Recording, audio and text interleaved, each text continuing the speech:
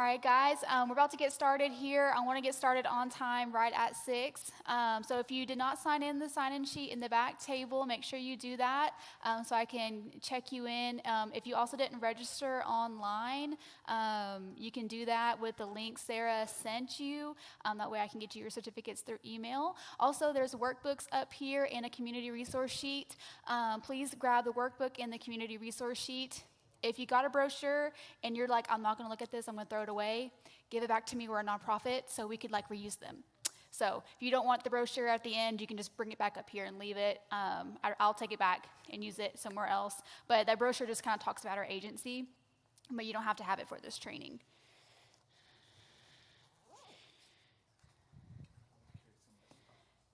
Yeah, that's great.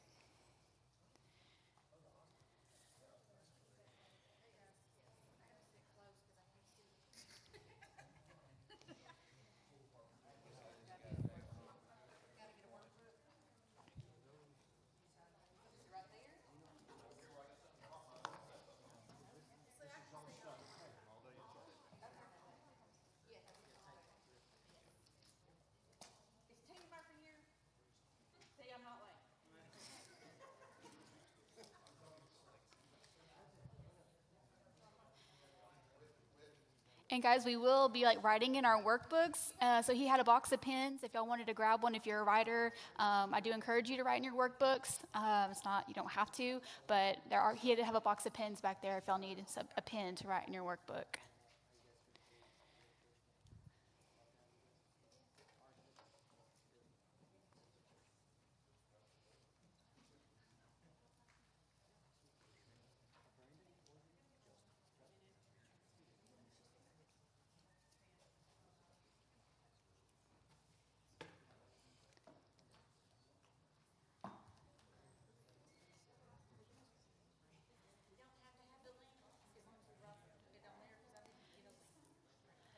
If you can get the link from Sarah, that would help me get you guys your certificates and stuff. But if you can't access the link for whatever reason, I can get it to you manually.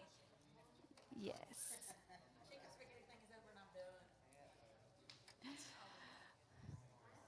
All right, guys, well, I'm going to go ahead and get started. As our people continue to come in, they can just make sure someone can get them a workbook and get them signed in, and at the end, I'll remind everybody to sign in. So my name is Trinity Gardner, and I'm the Director of Education and Prevention at the Texarkana Children's Advocacy Center. I recognize some of your faces in here. I do live here in DeKalb, Texas. My husband's Dylan Gardner. If he's pulled you over, I'm sorry. No hard feelings towards me. Don't be speeding through DeKalb. All right, no, I'm just kidding. But I'm really excited to be here. Before I just dive into the lesson, I want to briefly talk about what a Children's Advocacy Center is and it kind of, why I'm here, what I do. So a Children's Advocacy Center, they're all over the United States and in some other countries. So we're usually the first stop for a child and their family after a child abuse report is made.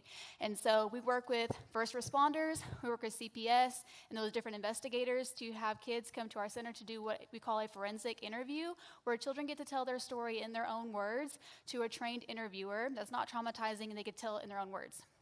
We also do other services like therapy for the child, the non-offending caregiver. We have family advocates who are with the family through the entire process, plugging them into resources, checking in with the family. We do court preparation, expert testimony, and we do prevention education. So if you have littles at the elementary school, I just went into the school this year and I did body safety lessons with the school. I also trained the DeKalb staff with professional development. Obviously I'm at a church, so I'm just here, there, and everywhere doing outreach and prevention education in the community. So that's just kind of the basis with children's advocacy centers and things like that. So I'm gonna go ahead and just dive in to the lesson. So this lesson is a nationally recognized child sexual abuse training. So it's going to be hard today, but I'm very proud of you for showing up. I'm not going to sugarcoat things to try to hide things. I want you to just be aware and understand, because you may have a child come disclose to you. When you're a church member, Like, you are safe people for these kids. And so no matter what hat you wear today, not just for this mission trip you guys are going on, which is amazing, you can take this training into your churches, into your schools, into your place of business, wherever, into your home, right? So thank you guys for just choosing to be here. So I do have to follow a script, and so I'm going to just go ahead and start reading that now. So welcome to Darkness to Light, Stewards of Children, Child Sexual Abuse Prevention Training. My name is Trinity Gardner, and I'm your authorized facilitator for today. Thank you for being here, for making the choice to be trained as a steward of children. This program will provide you with the knowledge and tools to protect children in your life. To get started, let's review a couple of housekeeping items. I ask that you please turn off or silence your cell phones. Sarah, where are the restrooms? Just around down here. Okay, so restrooms are down there. If you get lost, ask Sarah. Okay, I'm not from this church, so I'm not too sure exactly where the restrooms are, but they should be that way. All right, this training is 2.5 hours long, but it's going to go by a lot faster. I know it seems like a long time, but it goes by really fast. We're going to watch 6 video clips and have discussions after each of them. We find that people get the most out of this training when we have a lively discussion, so I encourage you to participate. The videos feature experts with lived experiences, sharing their stories, and people just like us talking about how to protect children. You might notice 3 adjectives on title cards in the videos. These were selected by our experts with lived experiences to capture the essence of themselves, which is so much more than the trauma they have endured. If you have your Stewards of Children's workbook, which we'll be using during our discussion time today and hopefully even beyond the training, we won't go through each activity in the workbook during our time together, but I highly encourage you to complete it in its entirety after. The questions from the workbook that we address in our discussion today have the Darkness to Light logo next to them for your reference. So go ahead and look at page number 3 now and write your name and put in print your commitment to being a steward of children by reading and checking all of the 3 statements you see there. That's on page 3. Write your name and put in print your commitment to being a steward of children.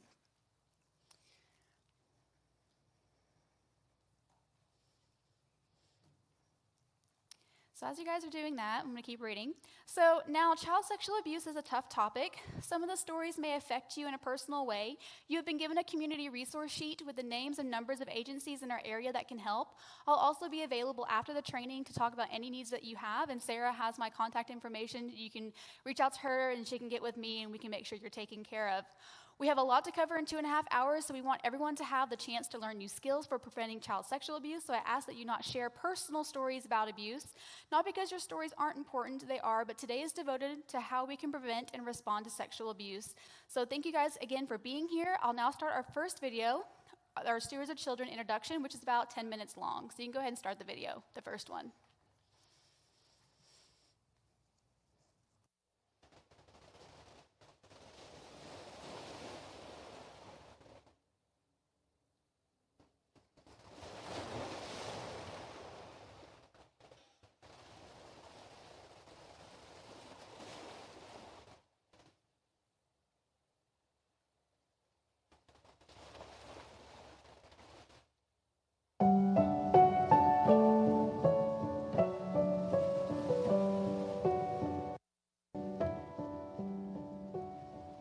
At Darkness to Light, our vision is a world where adults proactively keep children safe from sexual abuse and work together to form prevention-oriented communities where every child feels loved, protected, and nurtured.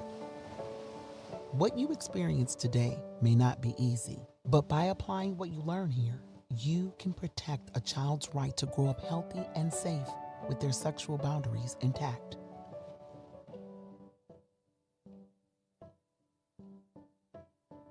You have the power. You have the power. You have the power to break through ignorance, to dismantle stigma, to increase accountability. You have the power to address a root cause of social problems, like violent crimes, homelessness, health problems, childhood pregnancy, substance abuse. You have the power to increase individual and community faith in the systems that protect our children, or to change those systems that are broken.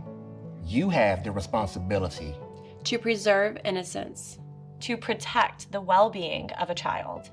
When you prevent, recognize, and react responsibly to child sexual abuse, you show your dedication to creating a community where courageous decisions can be made and innovations in child protection can thrive. At the core sits a child, and that child's healthy development is in your hands. Perhaps you have multiple roles you play. You may be a family member, part of the community. You may work in a youth serving organization, or are a social or political influencer. You are responsible for protecting all children in all your spheres of influence. Are you ready to be agents of change? Will you be empowered to act? Become empowered with us. Let's make choices that protect children. Take risks that minimize dangers to our children. Support each other.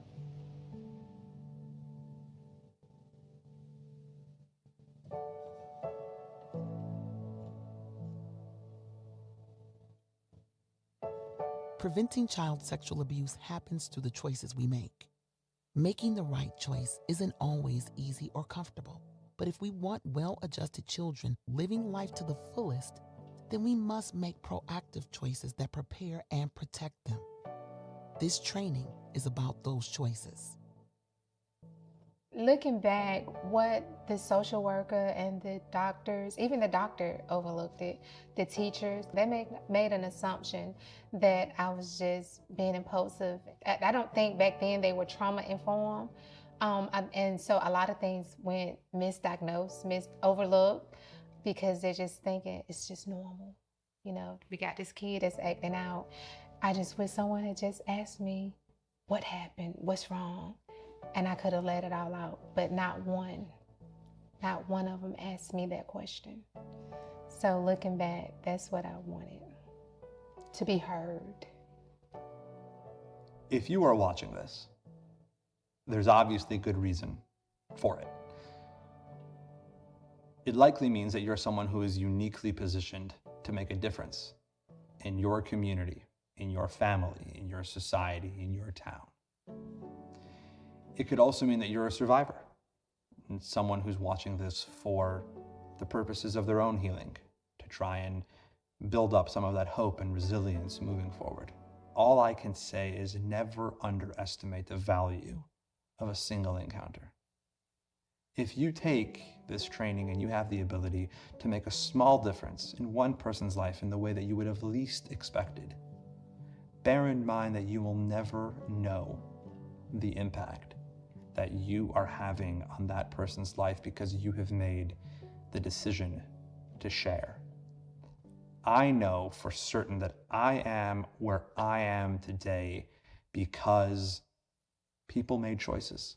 People made choices that it's not humanly possible for them to know that I would have been the beneficiary of those choices. Yet they made those choices, and here I am today.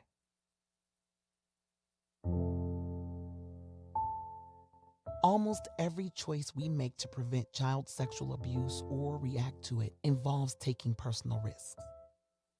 We may believe that taking risks is a bad thing, but by accepting and leaning into the discomfort, regardless of the outcome, we are minimizing danger to children. You may not be comfortable talking with children about sexual boundaries, or redirecting an adult who's crossing a child's boundaries, especially if it's someone you might know and trust, someone you're loyal to, or reporting child sexual abuse to the authorities. But these actions are a necessary risk that we must take to protect the rights of children. My family virtually has shunned me because you tell what's going on in the house. You're not supposed to do that. It's none of no one's business. You're supposed to get over it. You're supposed to move on. You know, you're not there no more. Stop. That just didn't feel or sound right to me because I've been doing it. I have done it my entire life. And with me doing that my entire life, the damage that I've caused, not just to other people, but the damage I've caused myself, what I've taken away from myself. For adults who might be hesitant to support, I would say to them that you could be the gateway to that child's freedom and safety and health and peace of mind. You could be the gateway by virtue of choosing to take a risk and make that report. You could be the only person who's going to help them get to the other side of that abuse. That has a ripple effect too, because maybe that perpetrator is abusing other children. So you can stop so much more than you even know.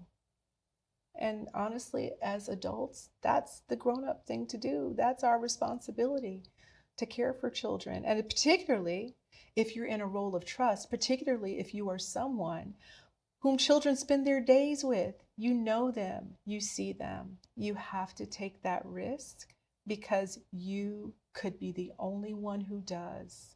And if you do, when you do, you open up a whole different possibility of life and healing and joy for that child.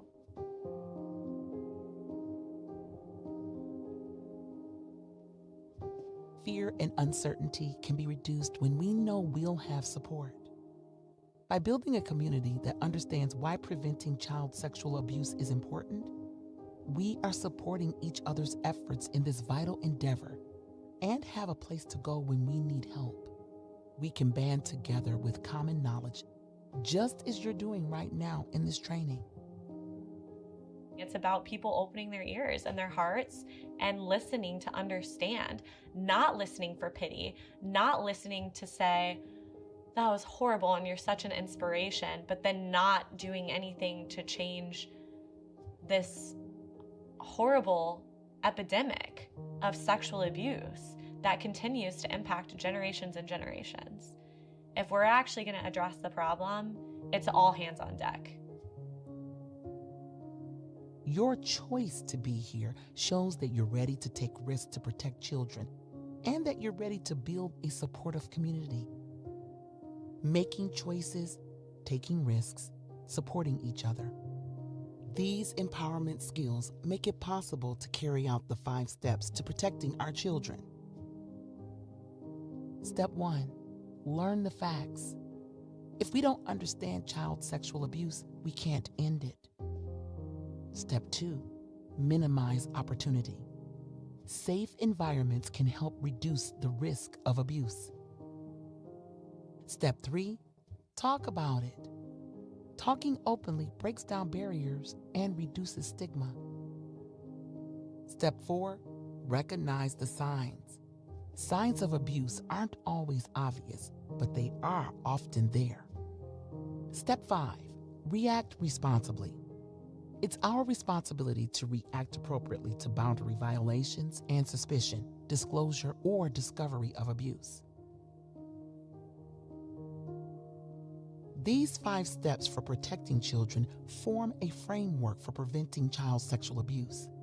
They can help you become aware of the scope of the issue, take actionable steps towards preventing and responding to abuse, and create safer environments for the children in your life. Ending child sexual abuse takes a combined community effort, and it begins with you.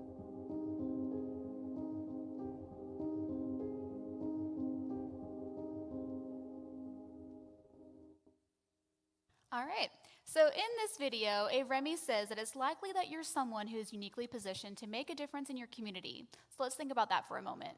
Each of us has areas where our opinion holds some weight. It could be at our place of employment, on social media, with friends groups and faith groups, within our families. So consider that, your different spheres of influence. Think about the impact you can make within those spheres when it comes to protecting children. Go ahead and take a minute to answer in your workbook on page number 5, questions 1 and 2. Respond to those and we'll come back and talk about it as a group. That's page number 5, questions 1 and 2, and I'll go ahead and give you a couple of minutes to answer those questions.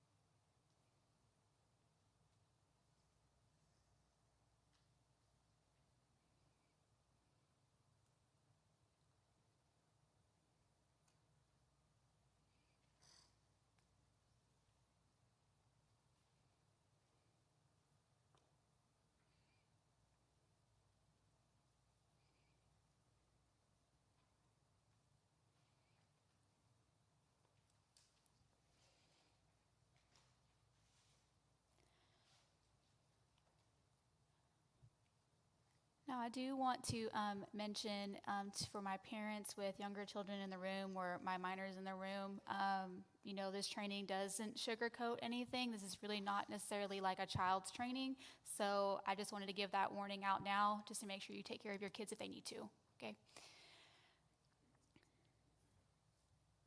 Okay, so would anybody like to share what they wrote for their answers?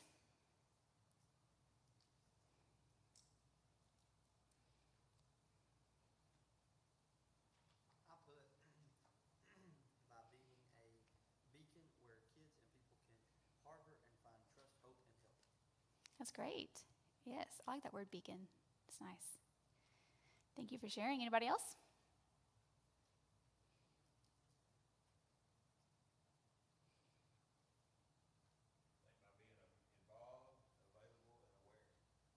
Yes. I like how you said available.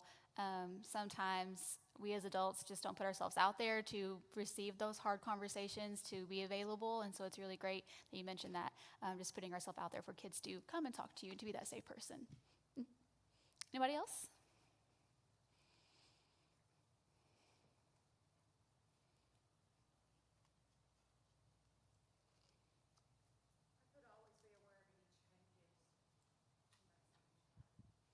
Yeah. And that's a big thing. Yeah. So children, we're talking about signs of abuse and stuff like that. But when you're around children all the time, they are very emotional creatures. You probably all know that, right? And when there's a change in behavior, then you probably know something's up. It may not necessarily be like, child sexual abuse, right? But it could be, like something going on at school or going through a hard time, right? And so we notice that change in behavior. That's our best tool in our gut to go and talk to that child and have a conversation with them.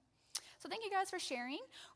We are going to into learning some facts of child sexual abuse next. Before we do, look at your workbook on page number 6.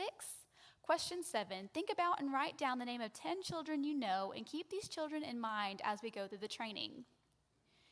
So that's page 6, question 7. So go ahead and just write the name of 10 children that you know and be thinking about them during this training.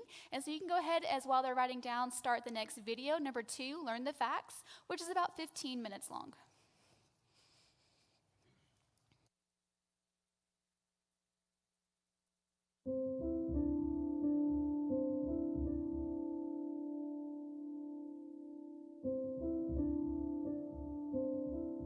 Step 1 of the 5 steps to protecting children is all about learning the facts on what child sexual abuse is, recognizing its prevalence, and how it occurs.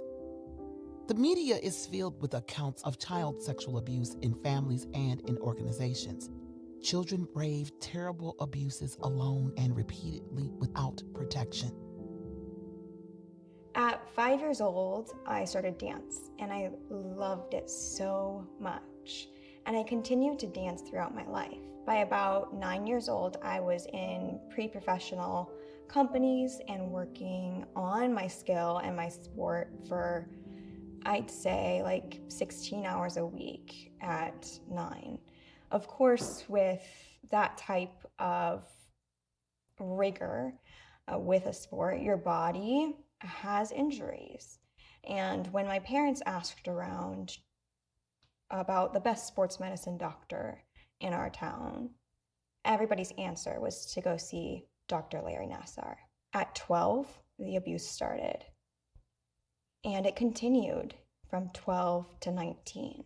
As I continued to see him for sports-related injuries, and I never questioned it because my mother was in the room with me, because he was such an active member of our community. He was loved by everybody around him.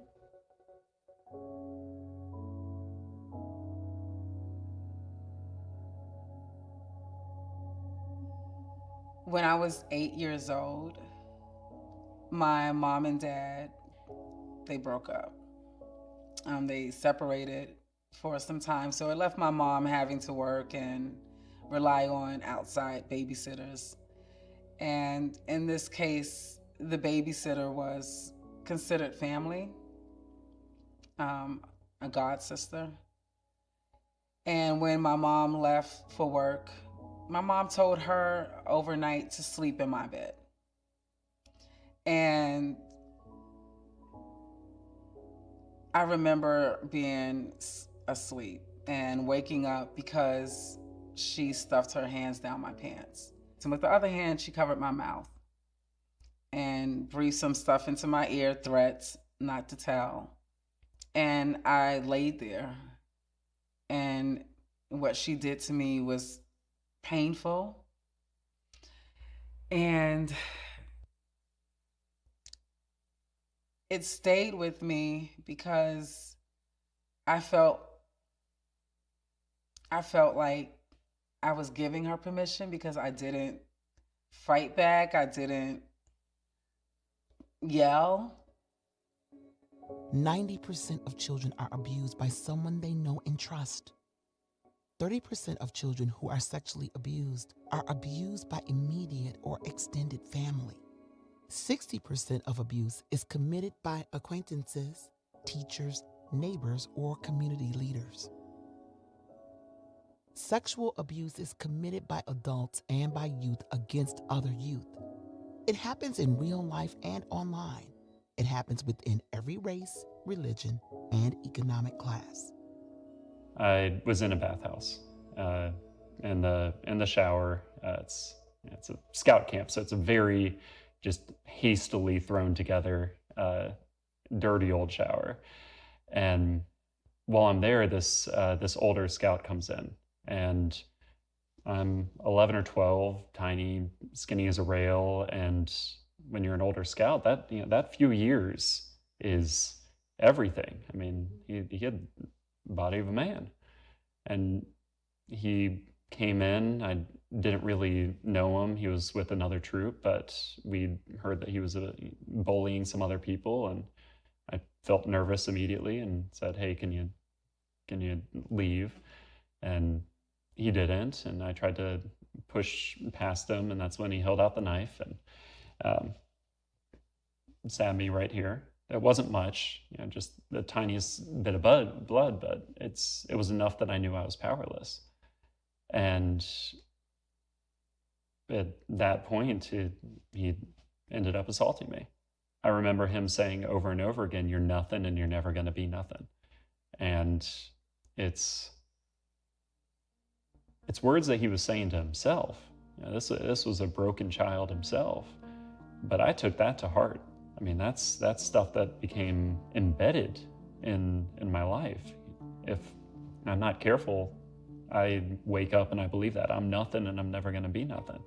And I'm how many years out from that? It sticks with you. It's the tiniest little moment in time, and yet it shapes you for possibly the rest of your life. That's a terrible affliction. That just can't happen.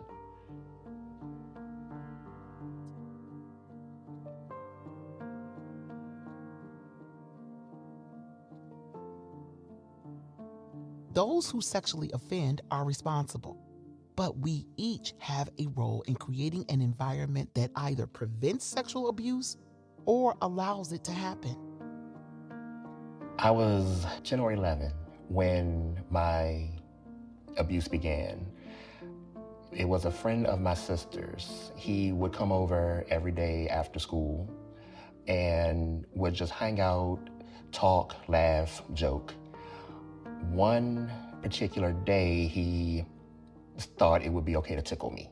And I didn't think anything of it because I thought it was just all fun and games, typical teenager taunting and teasing a child. As time went on, the tickling and the fondling became more aggressive. The person who should have been protecting me did not. She made a conscious decision to look the other way and to let it happen and to take advantage of a child and have that adult know it's happening and have that adult not do anything. I felt betrayed. I felt left alone. I felt lonely. I felt left out. And all I kept hearing was her say, "Fight back." And that's all I have ever done was fight back. I kept everything internally buried. Across generations, children have carried the weight of sexual abuse, often by themselves. More than 29 million reports of suspected child sexual exploitation are received by the National Center for Missing and Exploited Children annually. That's 563,461 reports per week. Approximately 1 in 5 youth experience unwanted online exposure to sexually explicit material. 1 in 9 youth experience online sexual exploitation. So why? Why do we fail to act? Maybe we've lacked prevention knowledge, or we just didn't see or recognize signs. Sometimes we've denied it and missed opportunities to be brave. Some actively cover up sexual abuse at the expense of our children, and others may lack the capacity to act because of their own trauma. So I started bouncing from foster home to foster home. I was rambunctious and ornery, as they say in the Midwest. And so it took me a little bit to find a stable home. But when I did, I had met this family who was seemingly perfect.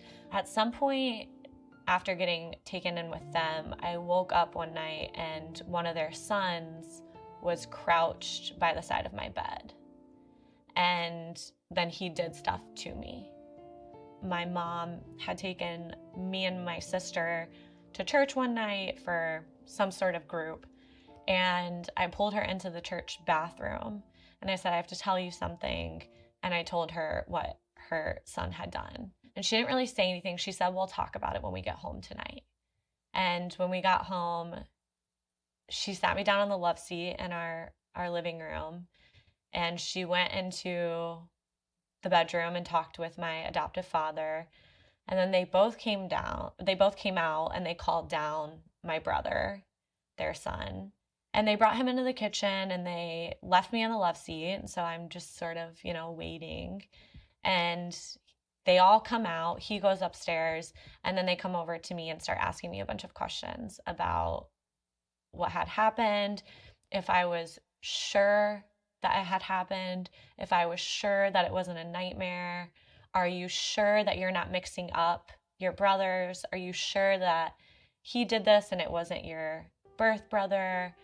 And just so much to the point where I felt like unsure.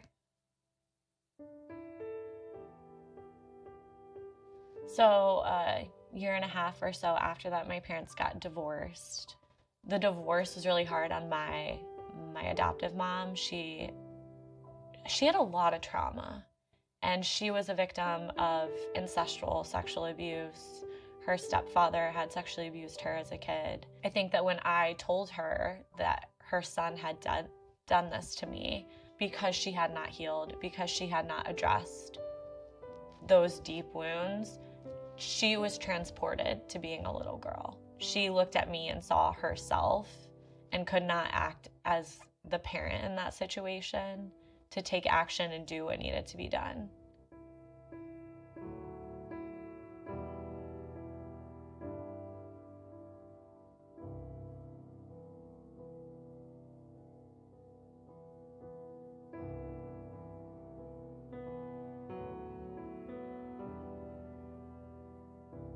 Child sexual abuse has lifelong health consequences. Often children who are abused may blame themselves and feel alone and powerless. Many children who are abused feel hopeless, which carries over into their adult life. It was really this message that was being sent to me that I couldn't trust any adult. But more, the message was that I was, meant for harm, that I was worthless, that I deserved what was happening to me because it kept happening to me. And no one wanted to listen to me. I lost purpose for my life, living with all the secrets and the trauma. Child sexual abuse is an adverse childhood experience linked to chronic health problems. The adverse childhood experiences research, done out of Kaiser Permanente in California, an absolute game changer, because what it did is it gave us a picture of what happens when we do nothing. When we don't have any kind of quality intervention, not because it was intentional, it's just because we weren't doing things back then, for individuals that were exposed to harm, what were the long-term impacts? And it's all kinds of health impacts. 460% more likely to develop depression, 1,220% more likely to commit suicide if they've experienced at least 4 ACEs, or attempt suicide. So all these huge risk factors, heart disease, all kinds of things, but it's also other behaviors of substance abuse, drug use, and then impacts on work and absenteeism at work and work productivity. So it covers the gambit. And that research study done with individuals who, were insured and functioning in society, majority of them had at least some college, under their belt, that when we don't intervene, they consistently, predictably had all these negative health outcomes. And it really was a game changer. Like, hey, we're not just responding to child abuse or trying to prevent child abuse. Really what we're doing is trying to make our communities, our states, our nation, the world healthier and more economically viable. Eliminating child sexual abuse is a major protective factor that you have the power to make happen. Child sexual abuse thrives in an environment of denial, fear, and ignorance. Learning the facts enables you to break through that ignorance and to begin to understand how to advance prevention practices. Are you ready to embrace your power to act?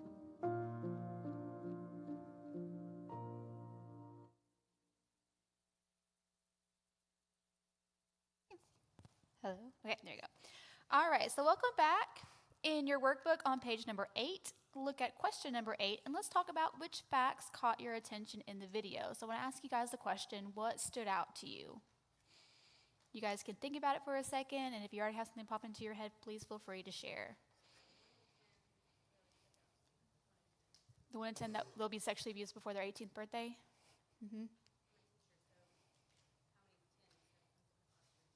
Right. Yeah, you just think about DCAB. If they have around, 60 per class just in their high school, that means there's, a good handful of kids, that are being sexually or will be sexually abused. And that's just what's reported, right? There's probably a lot more that goes unreported. What else stood out to you guys? Yeah. A lot of people, I went to a college campus one time and I had a booth and I asked that question and I said, do you think it's true or false that when a child discloses that they're lying? And many people said, yes, they believe children lie when they disclose abuse. Studies have shown that most cases are not false or they're not lying when they disclose their abuse. Mm-hmm. Anything else stand out to you guys?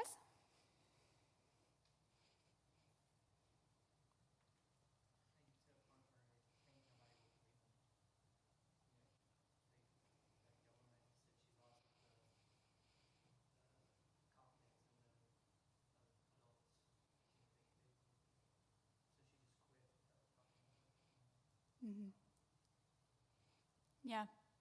Yeah, a lot of kids, that's one of the reasons why they don't come forward is they don't think anybody's going to help, and there's lots of other reasons, and maybe they have come forward and they're safe adults that they told didn't listen. And at that point, they just have that one adult that didn't listen, that was the person I felt safe going to. Well, probably no one else is going to listen to me either, right? And so it can be a barrier for disclosure too. And that just kind of goes into this, why I really believe our church communities, our schools really need to be educated with this, because you never know when you are going to be that safe person. I was doing Sunday school at Maranatha Christian Center, and I had a little girl. She was 5 years old. I was doing elementary, and we were talking about Happy Cross, Dad Cross. It was Easter time, and she said, well, it makes me sad when, and she just said it out in the middle of class, right? I really didn't know this girl super well, but I was her safe person that day, right? And so me being trained in what I am doing, I could respond more responsibly than someone who would in the community, who didn't have that knowledge, right? So again, being that safe person, no matter where I'm at and what role I'm in, is so important. Anything else?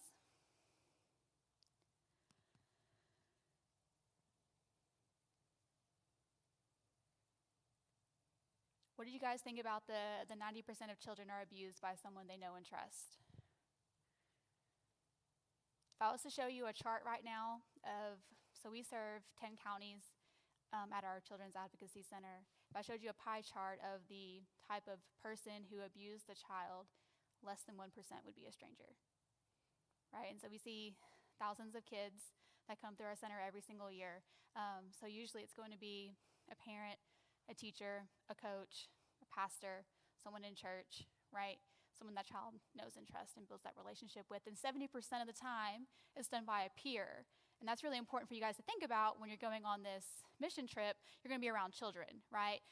Amanda, you were telling me kind of what it was about, and you're doing VBS with some of the kids. Well, it's really important you're thinking about watching the older kids and the younger kids, not letting them be alone with each other, right? Because you don't want to, we'll talk about minimize opportunity next, but those are things to think about, because if they're going unsupervised, you may trust your kids, but you just never know, right? You never want to put yourself in that position to have those one-on-ones and opportunities, right? So it's not just adults abusing children. We have to think about, sadly, peers and older children abusing younger children as well. Okay, anybody else? Before I go forward. Okay. So earlier we identified our spheres of influence, and I want us to continue thinking about the impact we can make within those spheres when it comes to protecting children. We'll dig more into the signs of abuse later in the training, but it's great you're thinking about this even now, because it could help guide how you interact with children and adults. You are armed with facts that help you respond from a place of knowledge. For now, let's go into depth on ways we can prevent things from happening in the first place with minimizing opportunity. We'll now go ahead and start video number 3, minimize opportunity, which is about 20 minutes long. And you guys feel free to use the restroom as you need to throughout the video or whatever. But go ahead and start the next video for us.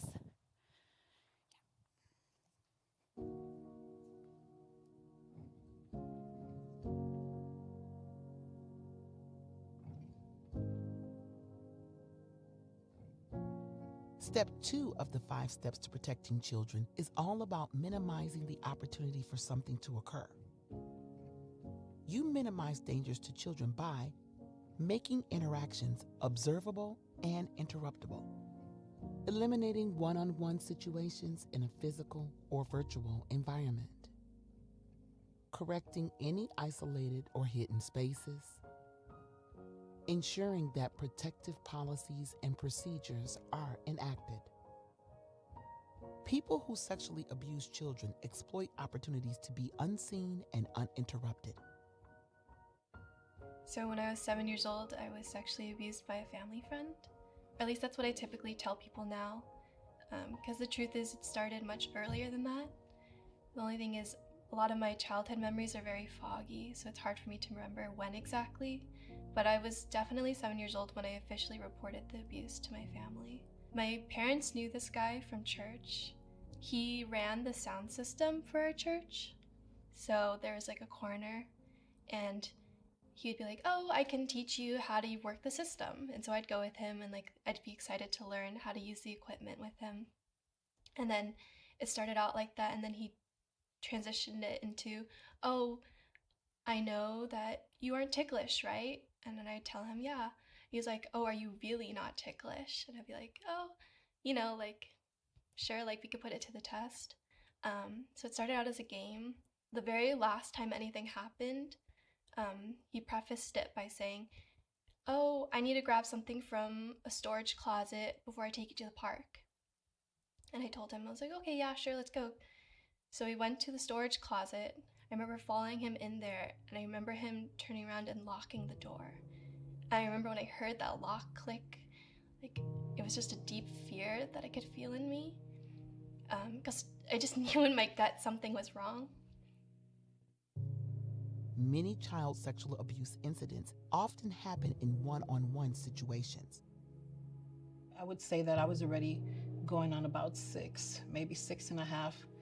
My mother brought a man into the apartment, and she introduced him as that he was going to be, I guess, her boyfriend, and was going to be living with us, and he was going to be moving us. And we moved to another part of the South Bronx. And I remember it like if I was walking in it yesterday. And whenever my mother was working, because he opened a restaurant, and he always seemed to, this man always seemed to empty the place out so it would be just him and I. If my brother was there, my brother was already sleeping. I had a younger sibling, but I was laying down sleeping one day and had left the restaurant because we had school the next morning. And when I woke up because I couldn't breathe, because he was on me. He was just on top of me and breathing so hard, and I did not understand it. All I knew is that I couldn't breathe. And when I tried to move, he jumped off. And that's when it all really began. How can you make interactions more observable and interruptible? How can you eliminate one-on-one situations? Be aware. Monitor problem areas. We have a safety team, and that safety team walks our campus whenever we're present, all the time. Now, they're there for a lot of reasons, and they're protecting from outside problems, but they're also noticing. They go to every room, every space, and those particular spaces that are potentially trouble spots, those are monitored carefully. So you can't burn the building down, but you can certainly monitor the space. And so we encourage you, if you're a congregation, you've got a building and you've got nooks and crannies, safety requires a safety team to help notice what's going on and when it's happening. So you never have to have that particular space being used, a space you intended for good, being used for evil. Don't let that happen. Be vigilant. Work together. The custodial staff is, knows the area, knows the transition time of the students, knows the transition time of the teacher. So them being able to be instrumental in helping to monitor the building and make sure that it's being safe, kids are being safe, they're where they're supposed to be. Educate, be visible. You have, say, a group of a staff and then 2 children, then you take those children. Something could still happen. Now you have 3 children in a space, it exponentially decreases the opportunity for some child to do something inappropriate without it being disclosed or caught. So it's not a perfect process once again, but it's something that we thought of. It's a little bit over the top, but it's been very helpful in us being able to create a much safer space at a residence camp. And then once again, those transition areas, especially the bathrooms, you need to have a staff member outside, door open, make sure that there's, the kids understand too why we're there and why we're doing what we're doing. That's part of what we should be doing, right, is educating the youth. Get curious. Get creative. As a trained facilitator of Darkness to Light, I have had the experience of being with folks and talking about how can we implement these policies on limiting one-on-one. And I frequently get the question, how are we going to do that? I'm a counselor. I have to be alone with children. And what I love about this conversation is just that we're having it. Just that we're being thoughtful about that possibility that I could be accused or that I could harm a child, and having a conversation about how do I make the space around me safer for children is such a wonderful first step. So what can we do to make our spaces, the places we work and practice, safer for children? And just having a conversation, can we put a window in this room? Is it possible that yes, it's a confidential conversation that a therapist needs to have with a child. Can they position themselves where they're visible in that window, but not a child that might at some point in time become emotional during that thing? Or we want to maintain the confidentiality. We don't need every kid in school to see that this child is talking to the school counselor. So we position ourselves where we're visible and the child's confidentiality and their emotions can remain confidential and protected. How can you correct hidden and secluded areas in the physical environment? Plan. Be proactive. In 2016, we had identified a capital project and started to develop about a 30% increase in the facility size that we had. And so we had gone through, we got the engineered drawings, we got the plans, and after they had been trained in this, but before we had started on the physical project, we actually went back and made significant modifications, reviewing the capital project through the lens of child safety at the highest level that we could think of. Wasn't perfect, but some things that we ended up going back and doing, for example, were making sure that all of the storage areas or the closets had automatic lighting with a window, large window looking in at all times. That's one example. Other things were our child watch room. We had a small window. We ended up putting a full glass door as you look in. We have another large window that you can look in. Now, the kids see their parents, which leads to another traumatic experience sometimes as we're watching kids, but we think that it's worth that risk for people to really be able to see our staff at all times interact. We also retroactively went through the remainder of our facility, and every office space has a no closed door now. I mean, we have windows going into every office space, and the expectation is that you can be seen meeting with someone, or you can be seen doing something, or the programming in our area, you are always watched. And that's an important accountability element. And if we have a problem with that, then once again, getting back to the staff education, it's important for them to understand why we're doing those things. Correcting dangers in the environment doesn't just apply to physical space, it also applies to virtual spaces. So some of the best ways to do it are to use your school-approved technology resources. So there's things like talking points that communicates with the parents of the students in different languages. There's the Remind app that again is communicating with the parents. And do not give your cell phone number to a student. Do not have the student's cell phone number.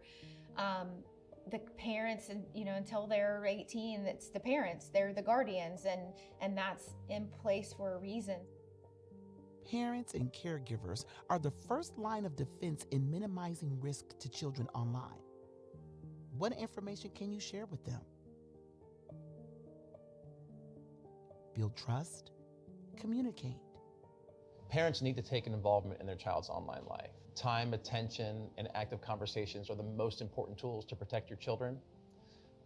There are monitoring softwares out there, but nothing is as effective as the daily conversations that you have with them about their online lives. And starting young, and have these conversations daily, or at least, throughout the week about their online lives, especially if you don't understand what they're doing or who they're talking to. Ask them questions, because they might not tell you everything, but ask anyway.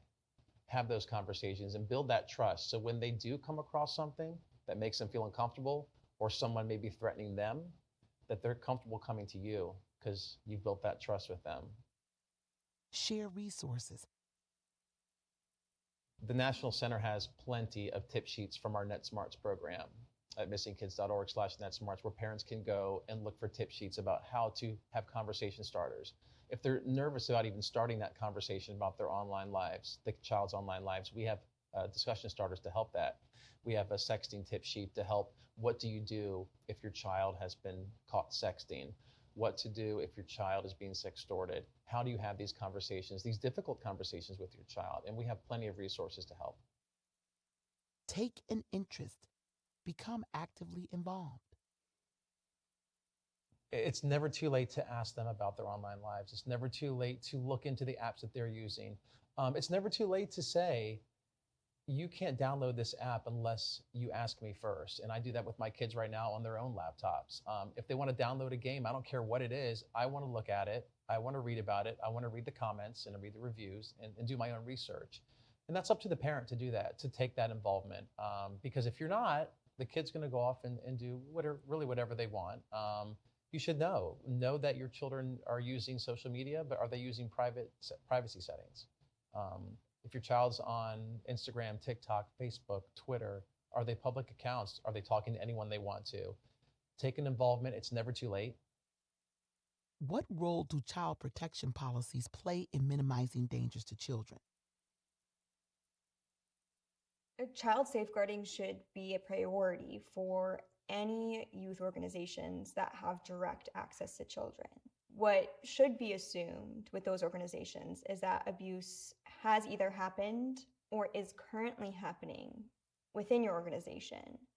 So by setting up safeguarding policies, practices, and procedures in order to change those attitudes, beliefs, and behaviors of the people that you work with, you can better safeguard those children and put up more barriers to people who are looking to cause harm to the children that you serve. Background checks, references, training. So those policies include some basic things. You may think, well, background checks are a hassle, but background checks, even though they're not perfect by any stretch, they will find people that have actually been convicted of a crime of this nature. And you definitely do not want them volunteering or being in the area where your children and your congregation are being taught or cared for. So it takes a little effort. Sometimes it's a hassle, sometimes there's money involved, but that's one place to start. But we know that 90+% of the folks that are involved in sexual abuse are never convicted of that particular crime. And so you've got to do more than just background checks. So you have to have policies where you have references. You have to have a period of time when someone joins your congregation before they can volunteer in these areas. You have to have the opportunity for volunteers to be trained. Training is critical, and being trained in what to do, what not to, what the boundaries are, what the boundaries need to be. And so these basic policies are critical for us to create a space where your congregation should be the safest place in the world. Policies that protect. Camps and schools and institutions need policies around adult-child interaction, around gifts between adults and children, around architecture, and does every classroom have a window? Are doors being left open when adults are interacting with children? Is there a hallway monitor or cameras when children are running around schools? What are policies around bathrooms? Are there buddy systems in place, or are children being sent alone? There are also, I believe, needs for overall policy in spaces. So whether, again, those are summer camps or schools or houses of worship, around children, the adults that are with them, screenings, background checks, and ongoing sort of policy, whether that's around gifts or ride shares or other things, so that you're doing your best, or that communities are doing their best to create safer spaces and less opportunity for child sexual abuse to occur and for predators to feel safe. Because if we don't have policies in place and we don't talk about this issue openly, we create an environment that's hospitable for predators and that's inhospitable for children. Policies and procedures are used to create organizational codes of conduct. These must be fully embedded within organizations, meaning they're not just trophy documents to show compliance. Instead, they are actively practiced and upheld. We can't just have things on paper and never talk about it, because if it's not talked about often, if you're having these discussions once a year or once something happened, that's not important. You've told me it's not important. I feel like you have a policy and procedure plan just to cover the organization, not to have an impact on the people who work for you or the people who are serviced by your organization. So policy and procedures must not just be that. It must be something that's measurable. It must be something that's often discussed. It must be something that I feel when I come into work for you, it's just not a piece of paper. It's something that we value. It's something that we value. How do you know that you value? By the way you measure it.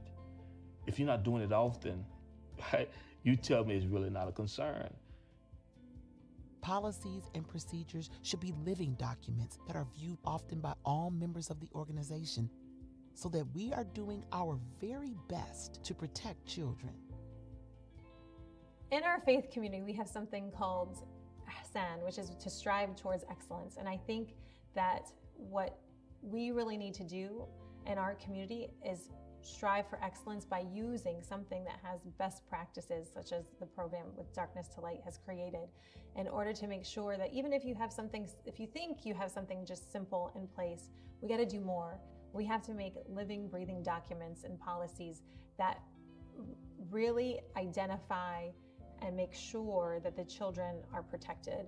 And by using the resources that we have available you really are striving towards excellence. You want to be careful about how much risk you have in your organization. What are the vulnerabilities? What are the weak spots? And create a culture that allows your staff to point out those weak spots. So you're always able to revamp, recharge, and improve your processes, because no one can expect an organization for the first time to get everything right. It takes time for this stuff to happen. Even organizations that have been doing this for years have areas of vulnerabilities. We're people, we have imperfections, and that's what makes us unique. But in this case, we really want to minimize the chance of risk. Commit today to protecting the spaces where children live, learn, and play. Okay, welcome back. Now, I know that was quite a bit of information packed in 20 minutes. So just to summarize a few of the points that were made are that we don't want to have any one-on-ones with children. We want everything that we do with children to be observable and interruptible. We want to make sure we have policies that reflect our practices and a good code of conduct that guides our activities as we work with children. So in your workbook, we have lots of practice opportunities to think through how you can make places, excuse me, in situations safer for children. Let's look at one to start. So turn to page 12 in your workbook, question number 17, and I am going to read scenario number 2. That's page 12, question 17, scenario number 2, and then we're going to talk about it. So it's 20 minutes past pickup time for the team, and Amico is the last one left, still waiting to be picked up. What is a protective action to take as a coach to eliminate this one-on-one situation? So you guys can take a minute to think about that, write it down in your workbook if you would like, and then we're going to come back and talk about it.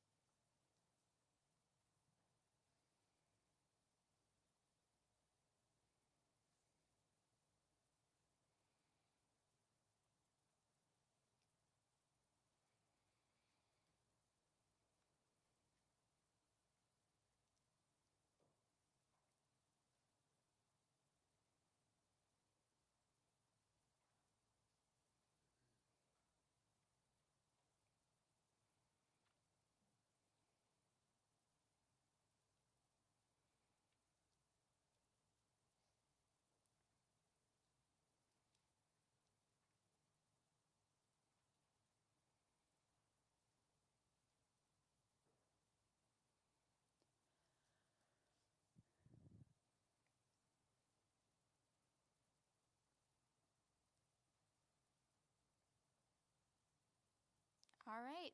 So, what did you guys write down? Anybody want to share what they wrote down? Asking for another parent to stay. Yeah, that's a great thing, right? So you don't want to have that one-on-one? Good answer. What else? Anybody else think of anything else?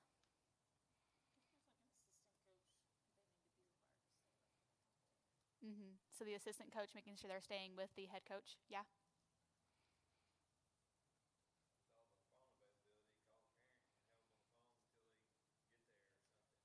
Yeah. Yeah, that's a really good thing. So one of the little answers it gives in the book, it says, like, for one, call the parent, say, hey, like, we're waiting for you to come up here, see if they'll come up there and get it. If not, sometimes I know we have to take kids home, right? Sometimes it just happens, but you said, hey, call the parent, have somebody on the phone the whole time you're driving home. You could have a friend on the phone, right? You could have your best friend on the phone, call, be like, hey, we're on speaker. I have so-and-so in the car. I'm taking him home. Let's just have a conversation so there's another person involved, right? Try to avoid that situation, but, that's a great answer with that. Anybody else have anything else that they wrote down?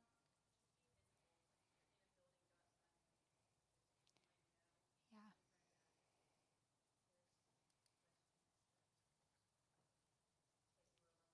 Yeah, and that's a great, answer. I haven't really heard that one when you're thinking about sports teams. I'm always thinking about baseball, softball. That's where I grew up playing, or football, right? But, if it's basketball, and they're in a building, you may need to go outside where there's a parking lot and there's other people around. Don't stay in the building, or don't hold them in your office, right? Or something like that. Be outside in the open, not by yourself. Yeah. That is great. All right, so there's all really great solutions. So all of this should be covered by a good policy or code of conduct. If you see that a policy is missing, it's an opportunity for you to use your influence to change that. As Kevin, Daima, and Darian said in the video, policies are never a finished piece of work. It always needs to be reviewed and renewed. Policies and codes of conduct will continue to be essential in ensuring that children are protected. We'll learn more about redirecting to policies and codes of conduct when we talked about active bystanding later in the training. And I really can't emphasize enough, you can verbally say all day, this is how we interact around children. This is what we should do. You did the thing, you had the meeting, I'm verbally telling you guys, but if there's not an active policy or code of conduct that someone signs, and when we talk about active bystanding, you see someone crossing a boundary, you see someone doing something, hey, we talked about this, and you can go refer back to that policy and reference it, right? Just my verbal words to you, doesn't necessarily hold up. And then if law enforcement gets involved or prosecution or anything like that, and they're like, hey, where's this code of conduct that you verbally said, right? It's not a piece of paper or a document that's actively refreshed and looked at, kind of where you stand, right? And that's going to make sure also, you got to think about, in schools and other organizations, for my child, I'm going to get that code of conduct and that policy, and he's 16 months, so I don't do that now. But I'm going to tell him, be like, hey, this is how your teacher should be treating you. Your coaches should not touch your butt. Your coaches should not do this to you, right? And so I'm going to go over with my son what the expectations are for the adults around him, right? So he doesn't just go into a space where he's blindsided, right? If me as the adult, I know what the expectations are of that coach, of that team, of that organization, then maybe it's not even to my child, but I see, my friend's little kid, they're doing awkward, weird things or crossing a boundary, right? Hey, that's not okay. And I recognize that, right? And I can say something to the coach, the teacher, to the staff, right? So those are things that we just need to be thinking about when it comes to policies and procedures. Okay, does anybody have any questions before we move on to the next video? Anything that need clarification on or need to discuss? Okay, so we're going to go ahead and do the next video number 4, talk about it, which is about 15 minutes long. So you can go ahead and play the next video.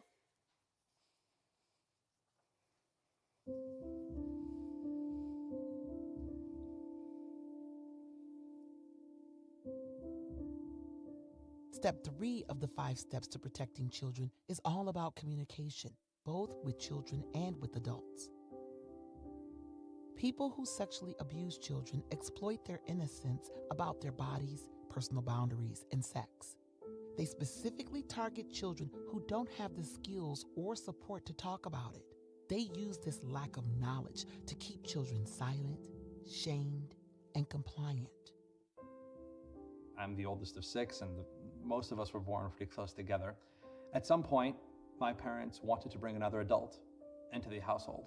Another pair of hands, supervision. My mom was our primary teacher. My dad was out doing whatever it is that rabbis do on a daily basis. And so have another adult in the house to kind of keep the balance a little bit. And in the summer of 1998, my parents decided to hire a full-time caregiver. They asked around town, and they found someone who came highly recommended, and they hired her. She effectively joined our family. In September of 1999, weeks after my 8th birthday, our family's caregiver began to sexually abuse me. There were gray area behaviors that I think preceded the first really abusive incident. And as I think back about those gray area behaviors, those kind of test cases, if you will, I didn't say anything when those things happened. And I think that my silence spoke volumes. In those moments, my silence indicated to her that there was potential there. There was an ability that I had to keep secrets. And so the abuse began. I remember when I was like 7 years old, and we were all excited because Mommy had just found a new boyfriend. And so he was so nice to us. Mom liked to play bingo, so that was what she did for her leisure activities. And in the midst of those activities, she would leave us home alone with Jeffrey. I remember one night I was in the bed, we had bunk beds. My brother slept on the top, I slept at the bottom, and he came in there and he did like this because he scared me when he came in. So I kept quiet. I was very scared. I was hoping that mommy came in and saw what he was doing. So after he got finished the first time, he gave me $10, put $10 in there. I was terrified. And it kept going on and on. I was afraid to tell anybody. Children often do not tell an adult about sexual abuse because they may blame themselves, feel ashamed, feel scared, fear the consequences of telling, feel alone. The person abusing the child may have threatened, confused, or told the child it's okay, it's only a game. Some children are simply too young to understand. I am originally from Charleston, South Carolina. My mother was Hispanic and my dad was white, and they got divorced when I was 2 years old. And my mother remarried an older man. And at some point, I have memories of just going through a lot of physical abuse. I believe I was around 4 years old. And just feeling very unsafe. And that turned into sexual abuse, I want to say at the age of 8 years old, by the person that my mother remarried to. And for a long time, I couldn't really figure out what it was that he was doing to me. I just knew that I felt in fear of him, right? I didn't really understand that what he was doing was wrong. I just knew that we had a lot of secrets in our home. I didn't realize that my mother was sexually abusing me. I just thought, like, you know, here's my home, this is what my parents do, and this is normal. But it made me feel crazy, right? It made me feel bad. It made me feel ashamed. It made me feel guilty. It made me feel like the wrong child, basically. Now I was really confused because I didn't have a father, and this was supposed to be a father, but this man's going to be showing me this, so I figured that's what a father showed. And then he said, if you tell anybody about this, it is going to be your fault because your mother's going to be thrown out in the streets with all the furniture, and it's going to be your fault. And I realized, even as a grown woman, when I went back to figuring out why I always remembered that, it was because that's what he used. He used the pain I saw in my mother's face, the hurt I saw in her. He used that to keep me quiet, to keep me from being able to talk. Given all the roles you have, whether it's as a youth-serving organization member, a caregiver, a parent, a trainer of parents, how should you begin to break through this silence and fear? You start by creating protective bonds with children. To do this, first recognize how children communicate. I just ask people to have a listening ear and an open mind and open heart, especially because it's difficult for children to talk about these things. They might not say it in a way that you might automatically pick up that that's what's happening. So just, be on the lookout, be on the watch, and then to be sensitive to it, because something like this has the ability to impact somebody's life, forever. And it affects the way they view their communities, their relationships themselves. Children often test the water when talking about their concerns. Instead of telling everything all at once, they may ask questions about bodies, interactions, or sex, rather than talk directly about something that they have experienced. They may tell parts of what happened or pretend it happened to someone else to check your reaction. Children will often shut down and refuse to tell more if you respond emotionally or negatively. So we set the tone for a lot of things. And when a child can see that the parent is already kind of freaked out by even talking about normal child sexualized behavior, then when something else maybe a little bit more troubling occurs, the child doesn't necessarily know what to do with that. If you create a culture in the home where it's safe and understandable and acceptable to talk about things that may seem uncomfortable to begin with. It makes it easier for a child to understand that this is, it's safe to have these kind of conversations with my parents. It's safe to have these conversations with trusted individuals. And you really want that kind of culture in not just your family and your family dynamic, but you also want to make sure that that's kind of talked about in the organizations that your child's involved in. You can create protective bonds with children by talking about bodies, sex, and boundaries. Talk about body parts. We can't say enough. Parents play a vital role, and everyone in the community plays a vital role in developing those relationships so that children feel like they're a safe adult that they can come to. Additionally, parents have the job of educating their children from very young. And we know from extensive research that giving kids the terms for their anatomy is so important. So if we could just start from the time we're doing those first baths and we're going eyes, ears, and toes, it's eyes, ears, and toes, it's penis, it's vulva, it's anus, it's buttocks. It's a part of their anatomy. Let's give it the name. But we don't want to stop the conversation there, especially in those middle school and those latency years where kids can be going through body changes and everything is very unfamiliar to them and scary. And it's a great time to ask kids, how do you feel about this? Talk about sex and body boundaries. When talking about personal boundaries to your children, the most important thing to do is remind children that their bodies are their own. They have a right to say no. They have a right to say if anything's making them uncomfortable. And then talking to them about those boundaries and talking to them about what's healthy and what's not unhealthy in terms of the way people may want to touch you, even if it's a hug that you're not comfortable with. Teach about consent boundaries. You know, the best way we can teach consent is starting with ourselves. Do I have your consent to change your clothes? Do I have your consent to touch you there? If we can start consent boundaries with how we approach our kids before we touch them, we can help give them the language. We want to give examples of setting boundaries, and consent is a great way to do it.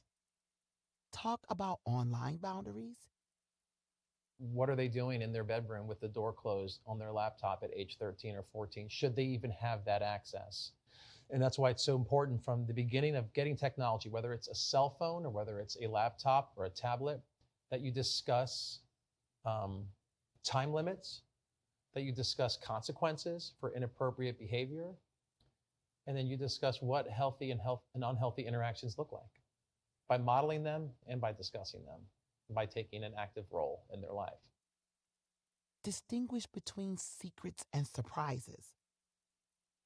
Secrecy is, shh, don't tell anybody. And a lot of times what comes with secret is the word trouble. It's the implications of telling the secret. Oftentimes secrets they are connected with punitive action results as a result of revealing secret. So there's something that's going to hurt you, harm you, or harm others in your life that you care about if you reveal this information. Surprise is almost like a shared responsibility.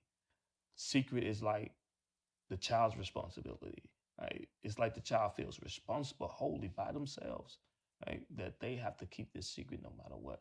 Versus surprise is you and our responsibility to make sure that the person we want to reveal this to, when we reveal it to, that they're excited, that they're happy, right? That they know that we told them at the time that was opportune for them to be the most excited, the most happy about what we told them. Step 3, talk about it, goes beyond having healthy communication with our children. It also means talking to other adults about child sexual abuse. Talking to adults helps to support both adults and children.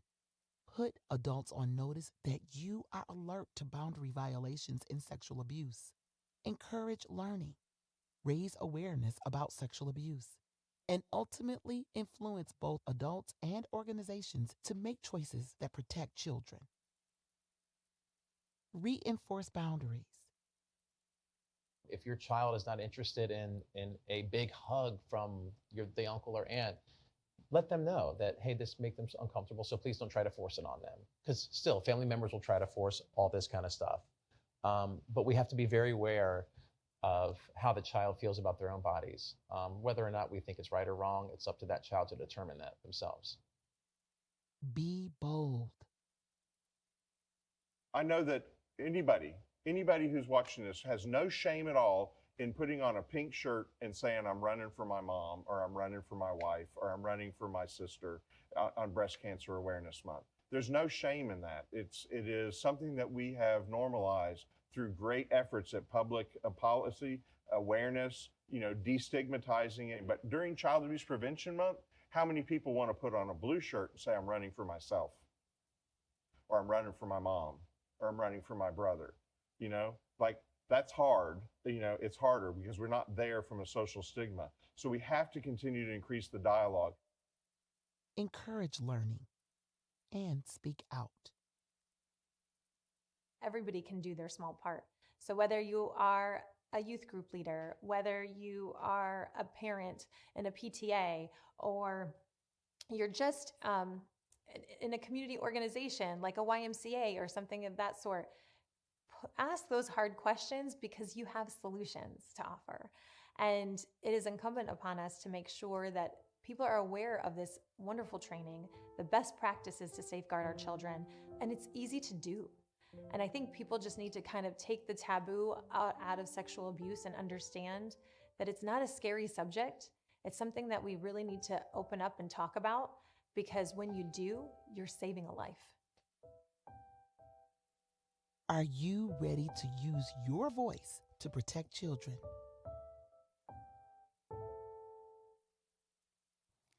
Okay, so we just finished learning about talking about it, and we ended with that question, are you ready to use your voice to protect children? It's pretty straightforward, isn't it? Now, we know that you're sitting in this training wearing many hats. You may be here because of your job. Some of you may be also parents or caregivers. You may have friends or family members who are. So again, keep in mind all of your spheres of influence as we discuss step 3, talk about it. We have a very open-ended question for this part of the conversation. Let's look at page 18 in your workbook, question 26. Page 18, question 26. Reflect on ways that you can use your voice to protect children. Take a minute to write down some of those ways, and as you reflect on this, consider interactions with children, other adults, as well as your areas of influence. So I'm going to give you a couple of minutes to think about how you can use your voice in all those different areas with children, adults, and your areas of influence, and then we'll come back and talk about it.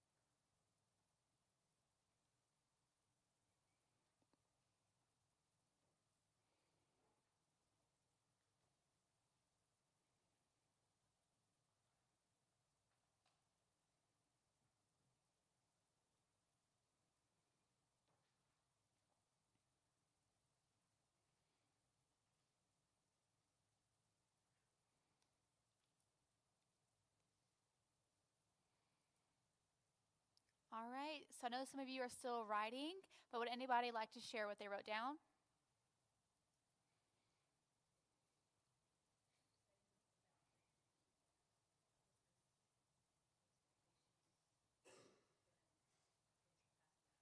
Mm-hmm. Yeah, for sure. yeah, just letting your kids know that they can all set their own boundaries. And when we go and do conversations in schools, we say your boundaries can be different for different people. You have boundaries with your friends, your best friend, then with your family. You probably don't mind when grandma comes, kisses you on the head, but when your friends at school comes and gives you a hug, you may not like that, right? So there's different boundaries, and you can change them at any point in time. You know, for your kids who are dating, right, you can say, well, you know, I like to show PDA, you know, with my boyfriend, you know, my last boyfriend, but this boyfriend, you're like, I don't really feel comfortable doing that in this relationship, right? So talking to your kids about changing boundaries, setting those boundaries, and then giving consent, which is great. Yeah. Anybody else want to talk about how you can use your voice or share how you can use your voice?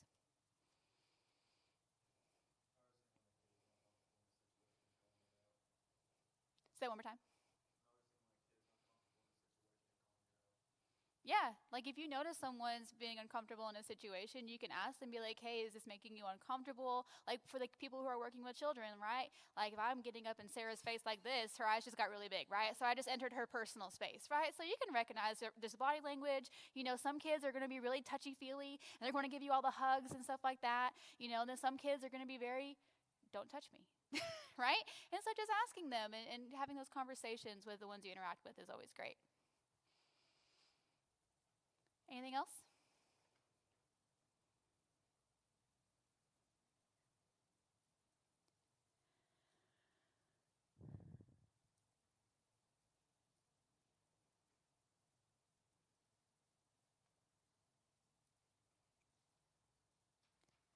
So some other things that it mentioned in the video, it talked about advocating for policies and procedures or protective policies in different organizations and stuff like that. So really it's our job as parents, and it's really hard to do it when you approach the coach of your child's t-ball team and you say, hey, like, can you give me a copy of what your code of conduct, your policy procedures are on how you're interacting with children? To the daycare you take your child to, right? What is your policies and procedures so I can be aware about your school, right? Because if you don't know those policies and procedures, you don't know what the expectations should be held and what accountability those teachers and staff or daycare workers or whatever should be held to. And then using anatomically correct terms for body parts.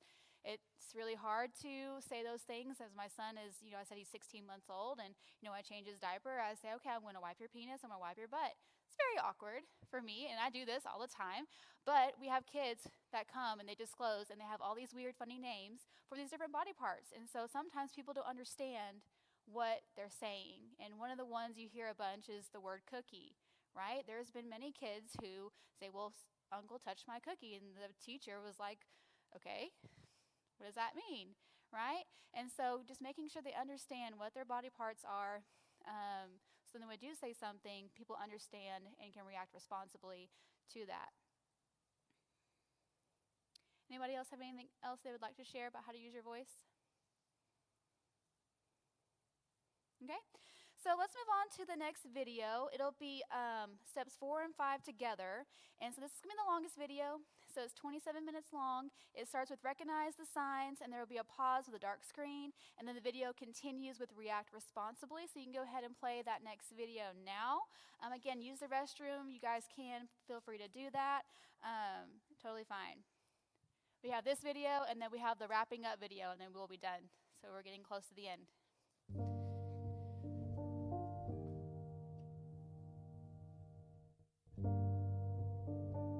Step 4 of the 5 steps to protecting children, recognizing the signs, means that you must become familiar with red flag behavior in both adults and children.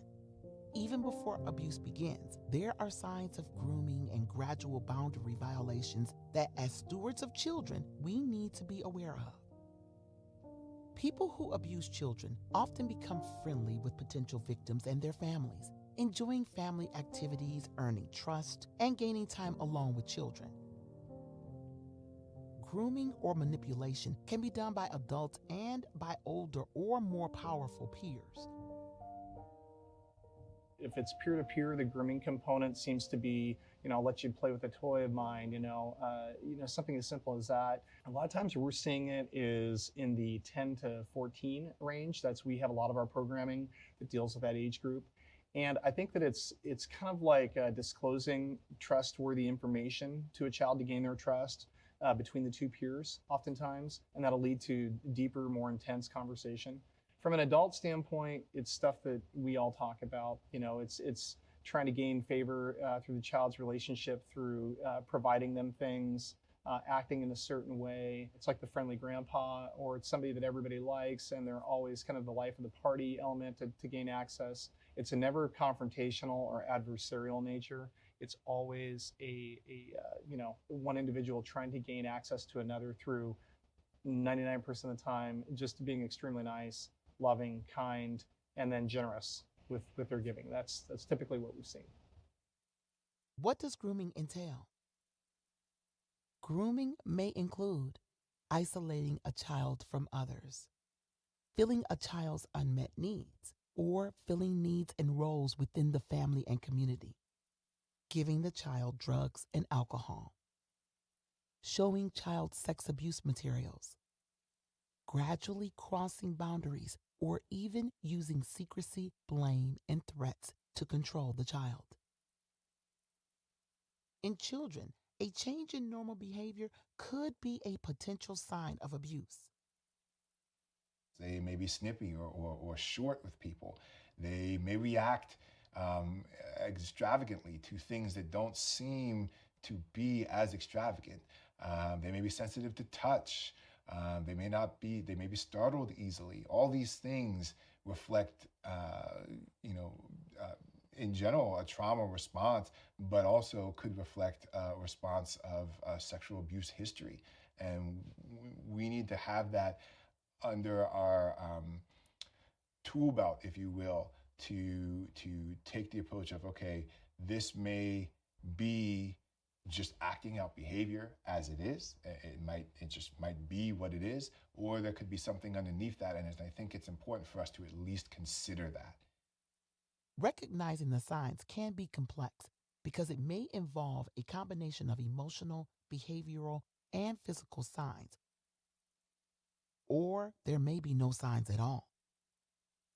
Sometimes chronic emotional stress even leads to physical symptoms. What are some emotional and behavior signs of abuse?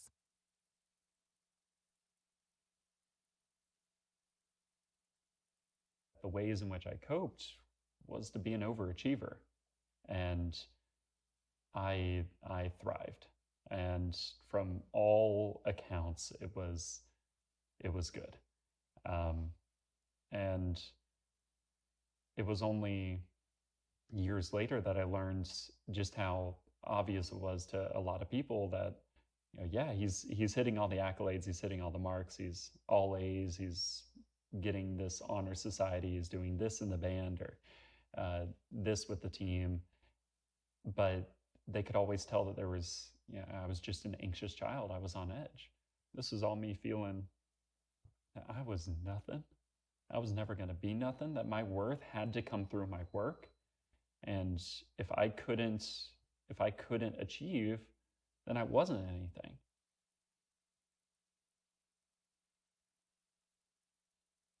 I was just the perfect child. The one thing they did notice about me was that I was the quietest girl in the class. I always looked perfect. I always acted perfect. I didn't play with a lot of kids. I didn't have a lot of friends. Even though I was on sports teams, like in PE and in gym, I always wanted to sit out. I didn't feel comfortable. I was kind of wanted to isolate. But on the surface, you would never know because we were just groomed to be so perfect. So perfect.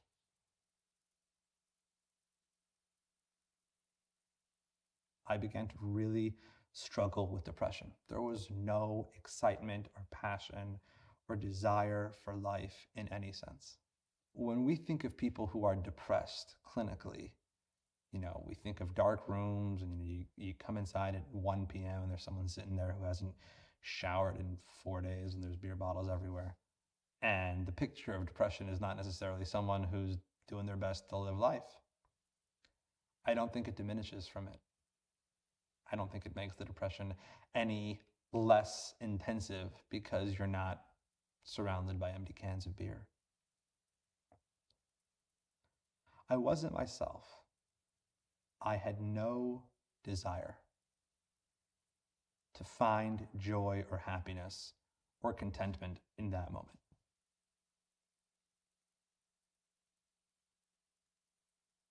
I started experiencing from a very young age things like extreme fear of the doctor's office. I would have panic attacks, which I didn't know were panic attacks before I went into the office. When I was about 18, so a couple of years after the abuse had started, I went to the doctor's office to get a shot. And it wasn't at the same practice, but because I still had that consistent fear, my body reacted in such a way that my stress went up so high, I fainted, and my heart completely stopped.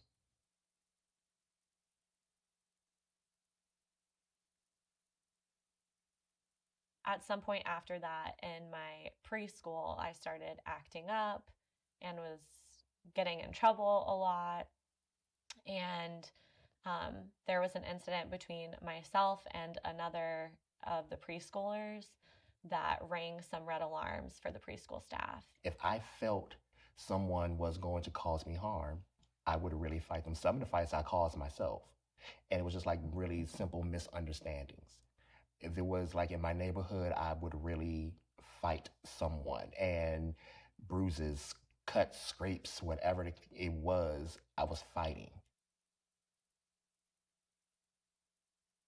I remember going in the bathroom, getting ready for school, and I would take and just punch my nose repeatedly until it started bleeding. But once it started bleeding, I couldn't get it to stop. So I had to tell Mommy, like, Mommy, my nose is bleeding. She couldn't get it to stop either. So she ended up taking me to the hospital. They told her what to do. So what I learned is when my nose bled, when I did that, Mommy wouldn't go to bingo.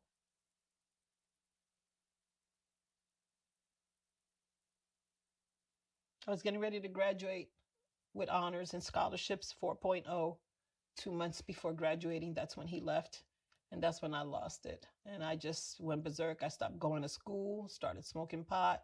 I started just doing all the craziest things. My girlfriend and I that were together, we both decided that we were both gonna do this one thing to this one man. And it was, I just became so promiscuous, just so bad.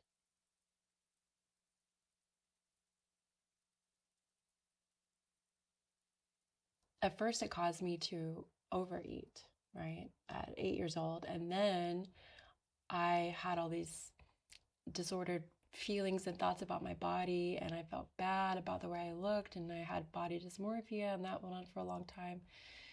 And so then I restricted a lot. So I went from like one extreme to the other extreme, and I was 8 years old. I mean, you're so tiny, you know. And I struggled with this so much, and I never told anyone.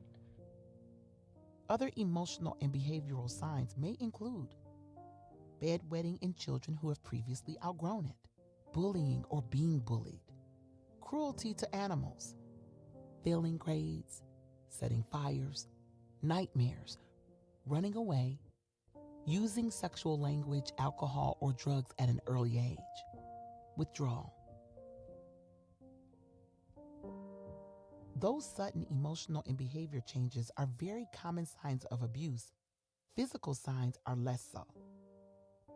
What children say is what we need to be really listening to. What we see, obviously, if there's a child who's got some type of bleeding from their private parts, you know, but there's rarely medical evidence in child sexual abuse. Even when an exam is done, you know, less than 15% of the time, even within the last 72 hours of contact, there's not going to be any kind of physical signs.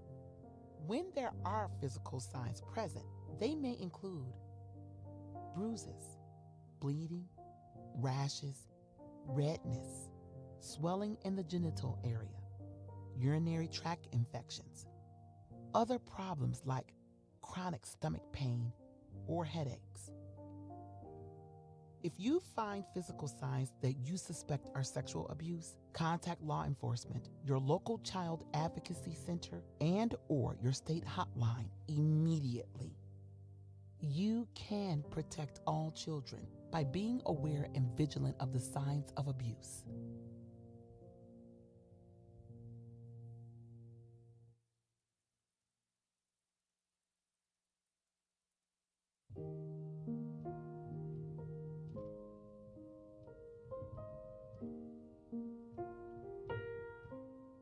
Step 5 of the 5 steps to protecting children, react responsibly, means using trauma-informed strategies to practice active bystander intervention and to respond to suspicion, disclosure, or discovery of abuse.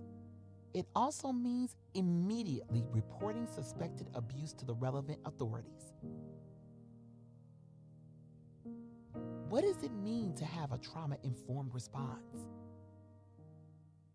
Trauma-informed really means that we're approaching individuals with an understanding of the impact of abuse on them or just other sources of trauma in their life, right? And it means being sensitive to how people need to take care of themselves and building that in to the structures of meetings, trainings, interactions, how we talk to people, whether it's the child victim or it's the caregiver. Often the caregiver has experienced unresolved trauma. And so we have to be mindful of when we ask questions, how we frame things, giving people space and support to take a breath and affirming them for taking care of themselves.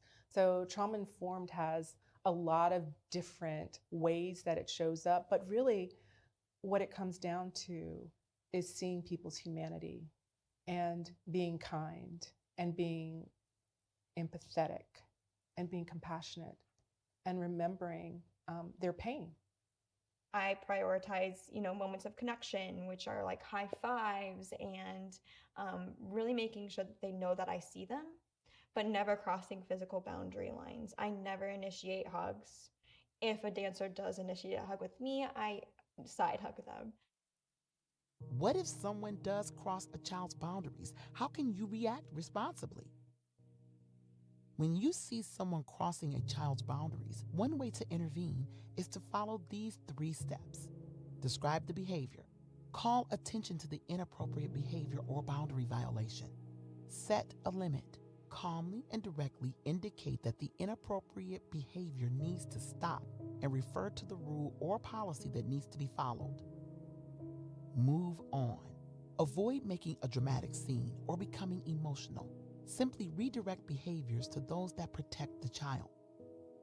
If the person violating the boundary is unwilling to follow the limit you've set, remove the child to a safer situation and make a report. You know, when it comes to protecting kids, I don't think you can ever do more right than stepping up and saying something.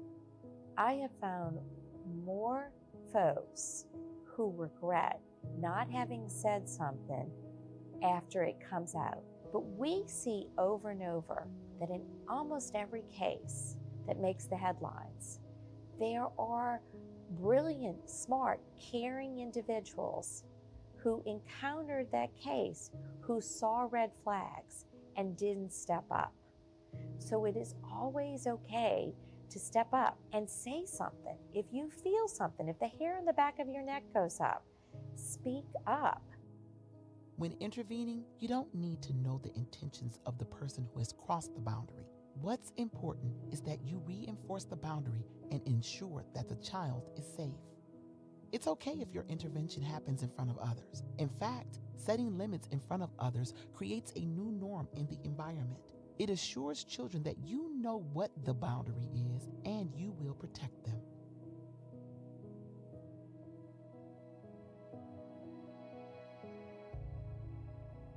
Suspicion means you've seen signs in a child or you've witnessed boundary violations. People who abuse are rarely caught in the act of abusing a child, but others often see them breaking rules and pressing boundaries. At a minimum, you need to set some limits or ask some questions. We had a teacher who was well loved by the students, energetic, entertaining, made learning fun. Everybody loved him, and I would never have dreamed, but he was pushing the boundaries all along, and he ended up abusing children. When we discovered it, we went to the police. He was put on trial, convicted of sexual abuse of children. And we went back to review. What did we miss here? What did we do wrong? How did we not see this? And we had a person come to me and say, well, you know, I saw him crossing these boundaries. That wasn't the term they used, but they said, we saw him doing these things, and we could have told you that this might have happened. And I was just struck, because for someone to tell you, I saw these things and I could have told you it was going to happen, that was doing absolutely no good at that point. Disclosure of sexual abuse is a critical time in the life of a child.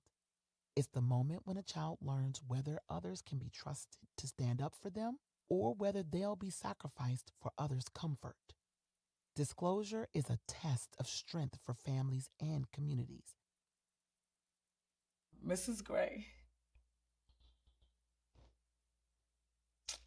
She was my music theory teacher. And she didn't say to me, why did you get in trouble? Why did you get suspended? She was like, I just want to check in and see how you're doing. She noticed that my grades were slipping. Like, she affirmed how good I was in the class and how I was picking up on the notes and all of these different things in theory. But I ended up sharing with her what was happening. She's the reason why, so I'm a social worker. And when I wanted to go back for my PhD, I applied to a social work PhD program and I got accepted. I feel like I'm honoring the seed she planted in my life so many years ago, because the seed she planted was, I don't have to hear the whole story. I heard enough, and I believe you, and I'm gonna get you some help. The advice that I would give to an adult who is receiving a disclosure for the first time is to listen, first and foremost, and listen and not say anything for longer than you're comfortable with. Again, to allow that silence, because guess what? I bet you the kid has more to say. And what we know is that kids tell and disclose in steps. And so often the first time they're telling you something, they're testing you. They're reading your body language, they're feeling your energy, they're listening for what you're going to say to know if and how they should proceed, right? And you want to let them know that you are safe, that they can trust you, that they've done the right thing in speaking up. So you want to listen. And then I would recommend saying, thank you so much for telling me. This was not your fault, and I am going to do everything I can to help you with this. When a child discloses, be supportive. Listen calmly. Don't overreact. Praise their courage. Thank them for telling you. Let them know it is not their fault and that you believe them. Tell them we will get the support we need. Discovery is another instance in which we will need to react responsibly. Discovery of sexual abuse means you've witnessed something or you know abuse has taken place. It may even mean that you have found child sexual abuse material. You need to report your discovery immediately. So the first thing I always tell folks is just pick up the phone, make that report, follow your state law. It may be that you have to call a hotline, you may have to call law enforcement, you may have to call CPS directly, but pick up that phone and make that report and recognize that your report doesn't require you to investigate, validate, or verify. It is merely a report for the people who are trained to do this work to look into this using the best and the latest science, using children's advocacy centers, using the best in forensic interviewing. Make sure they have access to non-intrusive medical treatment if needed, and forensic exams. And I remember my mom telling my dad we need to call the police. And so the next day my dad went to the police station, just reported the case. And later that day, the cops came over. So the next day, he was arrested. And then that began the process of, one, I was taken to Calico, which stands for Child Abuse Listening, Interviewing, and Coordination Center. So Calico is a child advocacy center, and then they specialize in providing a safe space for children to be interviewed a single time by a trained professional. So yeah, I still remember like the huge stuffed animal that they gave me, and I have it in my room. So yeah, I just remember how safe and like protected they made me feel. Child sexual abuse material or child pornography is child sexual abuse. Report it. The public can make reports for child sexual abuse, child sexual exploitation, child sex trafficking, sextortion, any of those number of ways that a child could be exploited sexually. They can be reported to the cyber tip line. The National Center for Missing and Exploited Children runs the cyber tip line. We have analysts, and we work hand in hand with law enforcement. Once we identify tips that we see, or once the reports come in, then we will work with the appropriate law enforcement jurisdiction to make sure that they receive that information to do further investigation. We know that some individuals and communities have barriers that prevent disclosure and reporting. Some of the reasons why people within our community, the Latina Hispanic population, does not necessarily disclose is, once again, the cultural component, the transgender abuse that has occurred, and the hush-hush and silence, which little by little, again, it's beginning to break a little, but it's also the fear of retaliation and the fear of deportation, for some recognizing their legal status, right? So again, it's happened here, or am I going to be accused also of neglect? And how is the system going to go ahead and support us? Maybe there is a fear of things being made worse. I do a ton of mandated reporter trainings. And it's interesting because I always say that, they'll call me and they're like, I'm concerned. I'm like, well, you're concerned. Probably you need to hang up and make that report. And they fear so much in making that report that they're potentially going to make a situation worse for that child they care about. Perhaps there is a loss of faith in the systems meant to protect. If you made a report and you feel discouraged because you didn't see a change, and it's painful, it's really painful, it's aggravating, it makes you angry, it makes you hurt, it makes you feel like you lose trust in the system. You lose trust in the agencies that are supposed to do something. How can we confront those barriers? Communicate options. So as advocates, we're supposed to not give solutions, but options, right? These are the many ways in which you can find support. These are the services that we can offer. These are the things that can happen, right? And being able to give different scenarios, but this is the best outcome. But you have to make the final decision. And I think that when that burden is placed again on the adult that is overseeing that child or having those difficult conversations specifically for the children, they recognize and understand, and they would be able to make the best decision, because also as caregivers and adults, they want the best for their children. Communicate with empathy. And so what I find is I have to respond to them in a way I can hear that you're worried you're going to make it worse. Or I hear that you don't know if that child is telling you the truth. What if I'm wrong? And my response always is, what if you're right? How will you ever lay your head on your pillow at night knowing that at some point I had this morsel of information, and hindsight is 20/20. And now that I know that that child was abused more, I will always regret not having picked up that phone and made the report. Build collaborative communities of practice.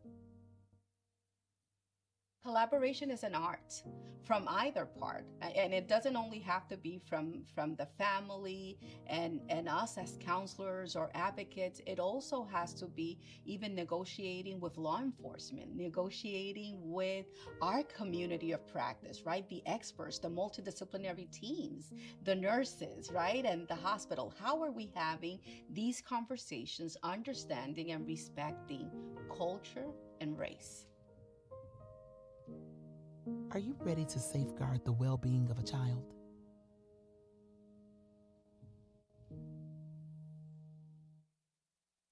Oof, y'all, I know that was a long video. We're almost done. All right, so welcome back. Let's talk about safeguarding the well-being of a child. We've looked at how to recognize the signs and react responsibly in this video. There's so much information here that I think the best way for us to apply the information is by looking at some more scenarios. So in your workbook, turn to page 21, question 34, and we're going to be looking at scenario number 1. So that's page 21, question 34, scenario number 1, and I'll read that out loud to you guys. So Kieran loves to participate in various extracurricular activities, gets great grades, and is regularly awarded for her efforts. You have noticed that recently she complains of stomach aches and becomes withdrawn and anxious when it's time for softball practice. How can you ask Kieran about these signs you've noticed in a way that encourages open communication? So go ahead and think about that question, write it down, and we're going to come back and talk about it.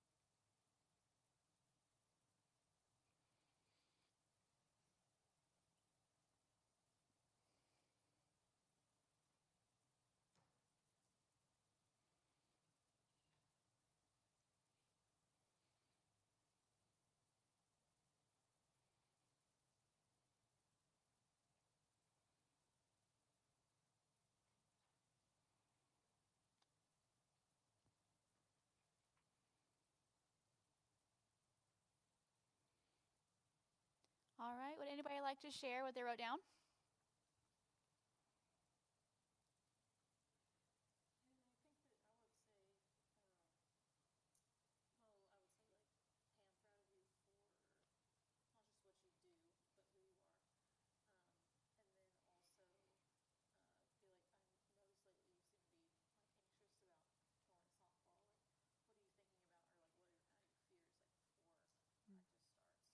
Yeah. Yeah, I like what you said, congratulate them and thank them for all their hard work and what they're doing, but then you're just noticing that new behavior that's going on. That's great. Yeah. Anybody else have any other things I wrote down?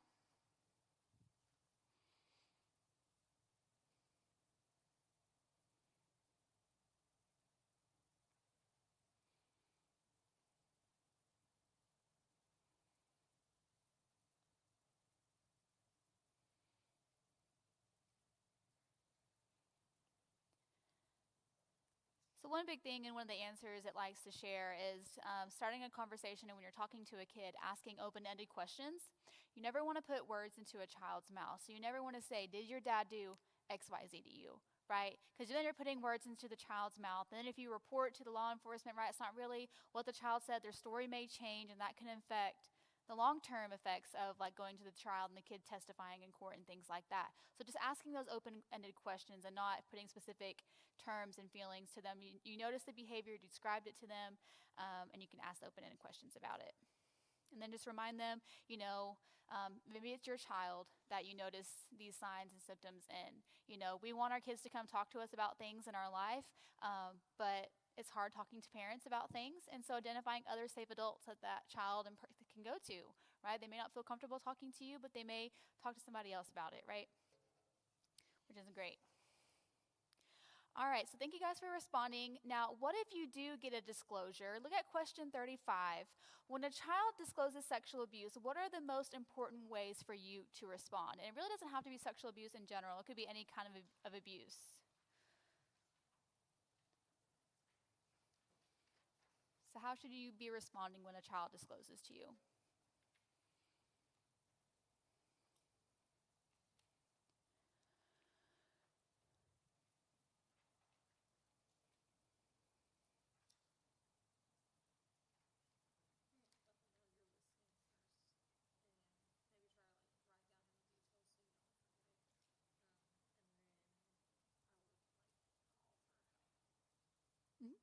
Yeah, so you're listening. That's the biggest thing, right? It's easy for us to start talking and adding our own words in it, but you said just to listen. I love what you said about writing things down, because when a child's disclosing to you, they're going to be telling you a bunch of things, and you don't want to use the wrong term, right? You don't want to, in your head, interpret this meaning or that meaning or use this word instead of the word they said.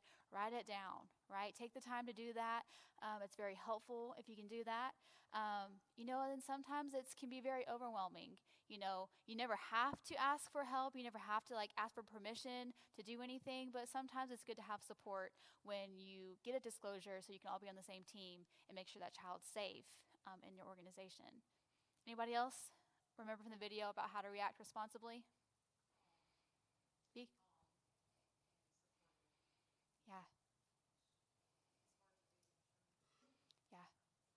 It's really hard, because you imagine this child has told you the worst thing that's probably ever happened to them in their life, right? And it's really hard to hear that, because you just love that little baby and you just want them to be safe and healthy, and it's just horrible that someone would do that, right? But when we have big emotional reactions, when you say, I can't believe so-and-so did that, they're such a blah, blah, blah, that child's then gonna, whoa, I don't know if I want to talk to you anymore, right? Also, maybe it's their parent that's doing the abusing, and you're trash talking, you're saying this and that, saying mean things about them. That child may really love their parent, but they just want the abuse to stop, right? So when you're just dogging on this person, that person, they may just stop, hey, well, this is not okay. I'm reading your emotions. I'm just going to stop disclosing, or I'm going to recant what I already said. Yeah, so that's really important. Some other things that they talked about, avoiding promises of confidentiality. So, always when I tell kids, I can't keep this a secret.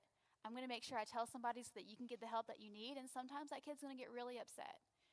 But it's our job as adults to make sure the kids are safe, that we're reporting these things. So, we can't just say, oh, well, I'm going to keep this between us. If it's something that's dangerous or unhealthy, I want to make sure that you're safe and okay. And then avoid making promises about the future. So, child comes and tells you all these things. You can't promise that child that that person's going to go to jail for the rest of their life. You can't promise that child that they're never going to have to see them again. You can't promise that child that they're going to not have to go home to that environment, right? You can say, I'm going to do everything in my power to make sure that you are safe and you're okay, and I'm going to call some friends or help or whatever to get you the help that you need. But again, you can't make promises, right? Because sadly, our system is broken. We all know that. You just can't make all those promises. So let's look at an active bystander scenario next. Before we read this one, does anyone remember the 3 steps to follow when intervening or practicing active bystanding that the video talked about?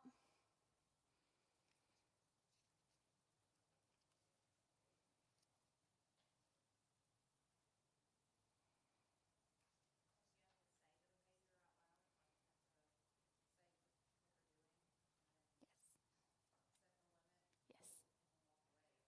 Yeah. Yeah.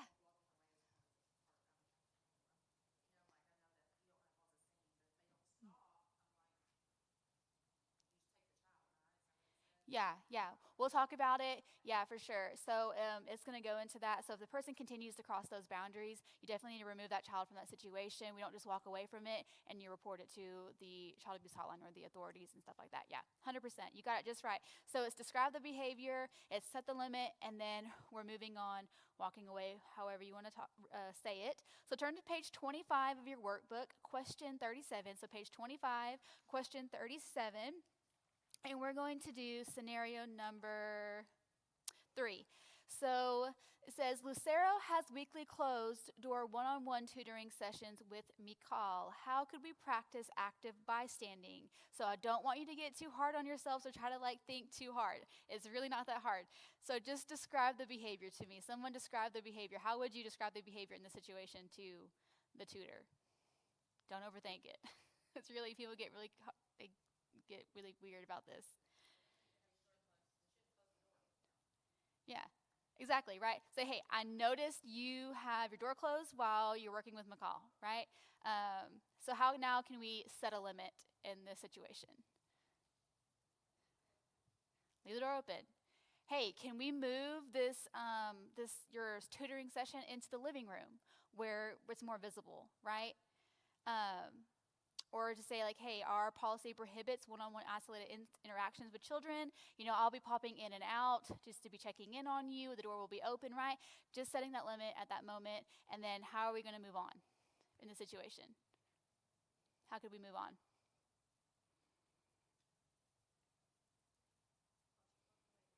Yeah, hey, I'll check on you later. Thanks. I'm just going to leave the door open right here so I can pop in and out, right? Really easy. Don't overthink it.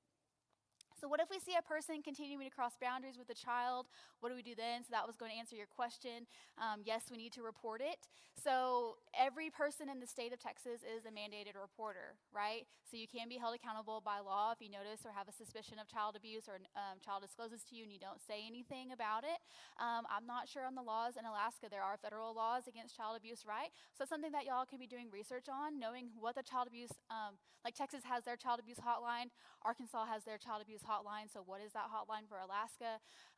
What are their mandated reporter laws in Alaska, right? Just kind of being aware of those things when you go into a different state. Kind of thing. We always say dual report, so you should be calling the child abuse hotline, and we also say report to local law enforcement. I know that sounds like a lot, but when it comes to criminal activity versus like the family code that CPS uses, they can have different standards of what abuse is. So I call the hotline and say, and this has happened, sadly, where the child said there's domestic violence going on in their home. He didn't actually disclose to abuse going to him, but it makes him very upset. He was very worried about it. And I called the hotline and they didn't accept it because it wasn't actually directly happening to the child, even though, and it all depends on the reporter you get and things like that. Remember, we have a broken system. When I called law enforcement, they went and checked on the family. The mom was being physically abused in the home. It happened the day before, and the child did end up saying that he was getting physically abused. He didn't say that to me, but, opening the conversation. So having that dual reporting is also very important as well.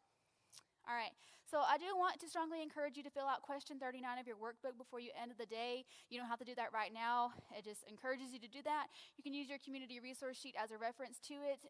It's easy to get flustered when we receive disclosures or if we suspect or discover abuse, and having that contact list could help ground us and guide us. So when you go on your mission trip, be thinking about those numbers, have those numbers on hand so you can call and be responsible mandated reporters.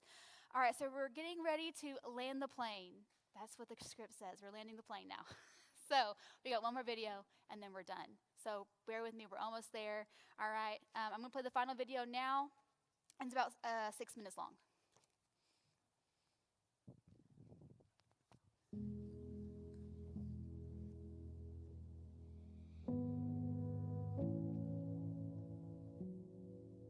We can make a difference by following the 5 steps to protecting children. We know that choices determine children's safety. We accept that we'll have to take some personal risks to prevent sexual abuse and respond to boundary violations. We are prepared to support each other's efforts and ask for support. All of us are the vision keepers of a future where children grow up happy, healthy, and safe. We must act as a community to be true stewards of children. What can you do now to lay the foundation of a prevention-oriented community? Openly discuss child sexual abuse prevention with parents and other stakeholders in your organization. Build multidisciplinary groups and relationships with law enforcement, social services, and legal counsel. Advocate for child protection policies in your organization. Advocate for more training on the issue. And above all, report any suspicion of abuse. What kind of impact could you have? The impact would be this amazing ripple effect. You know, so it's like dropping a pebble or throwing a rock in the pond and you see the ripples. It's something that would just reverberate around the world. It's not children's responsibility to protect themselves, right? Absolutely not. Children should never have to wake up and worry about protecting themselves from sexual abuse. So it's our responsibility as adults to prevent that, to make sure that children never have to worry another day about protecting themselves from child sexual abuse, period. Should never happen. I feel like we can help prevent and put an end to some of the mental health crises that we're in. It will bring forth so much peace and healing, and we will be raising children now that's not from a broken stance or a broken place, but we'll be raising them to be empowered, happy. I'm grateful to be in a community that is guided by the teachings of and the perspectives of our spiritual leader, our Rebbe, who believes that every human being has a purpose, and life is really about finding that purpose and that unique section of life where you can make a difference. I took my situation and saw in a way that I could turn it into something bigger than myself. In 2016, I founded Plushies Aim to Comfort Hearts, or Patch for short. And Patch is focused on collecting comfort items for victims of child abuse, raising awareness about children in crises in the community, and advocating for children's rights. In turn, have become a light in many people's darkness, and it's been a good thing. I'd relive everything I had to live just to see these people get out of the darkness that they're in, and I wouldn't change a thing because I am a light in people's darkness, and there's no better thing to be. If we had more safe adults, I am convinced that so much would have been eradicated. See, so many of the opportunities would not have been an opportunity. So many of these adults would not have been damaged emotionally, physically, mentally as a child. Be that safe adult. Don't be afraid to be that safe adult. Be that safe adult. That community was everything in the way that I healed, because it felt as if I was understood, I was believed, and that they wouldn't question me. And I think that made all of the difference in also the continued advocacy that I was able to do, because I knew that my support system was there if I needed to fall back on them. They always had my back. We say it takes a village to raise a child, and I feel that way. I think my village raised me, and it wasn't necessarily people I saw every day or talked to every day, but it was enough positive interactions that I could keep moving forward. I'm really grateful for that. Really grateful for that. And that was teachers, that was coaches, that was my friends' parents, who just, in these little glimmers, gave me something to latch onto. With every fiber of our being, we need to realize this is a problem. We need to acknowledge it, and we need to stop pointing the fingers at one another as we do it. Because every single aspect of American society and global society is dealing with this, because this is a human problem. And we need to all work together to make sure this happens. And we can. We just have to invest all of our time, all of our effort, all of our energy, and make sure that our kids have a chance. Because they deserve that. And we do too.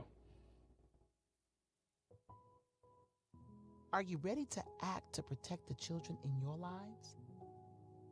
Are we ready to commit to making the world a safer place for future generations?